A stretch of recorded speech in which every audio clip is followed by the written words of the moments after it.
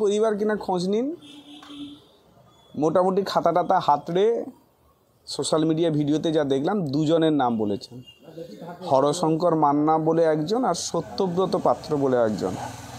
হরশঙ্কর মান্না একদা এক সময়ে বিজেপি করতেন, পঞ্চায়েতের সময় নির্দল হয়ে দাঁড়িয়েছিলেন, অন্য একটি কারণ ছিল দলে যোগদান করেছেন। আর সত্যব্রত পাত্র বলে একজন নাম বললেন, খোঁজ নিয়ে পাওয়া যায়নি কোনো বুথের, ভারতীয় জনতা পার্টির বুথ কমিটির সাধারণ মেম্বার পর্যন্ত নয়। বাকি যেটা বোঝা গেল সেই ভদ্রলোকের খোঁজ নিয়ে তার জায়গা দখল করিয়েছে তৃণমূল কংগ্রেস বিশেষ কাউকে দিয়ে, সেখানে তাকে ভয় দেখিয়ে এই ধরনের প্রপাগান্ডা চালাচ্ছে। সারা লোকসভা জুড়ে মানুষ দেখছে, প্রতিদিন দলে দলে সংখ্যালঘু সমেত তৃণমূল কংগ্রেস থেকে বিজেপিতে যোগদান করছে বিভিন্ন স্তরের নেতৃত্বরা। সেখান থেকে দৃষ্টি ঘোরানোর জন্য এই ধরনের নাটক তাদের করতে হয়েছে, ওটাকে আমরা খুব বেশি গুরুত্ব দিচ্ছি না।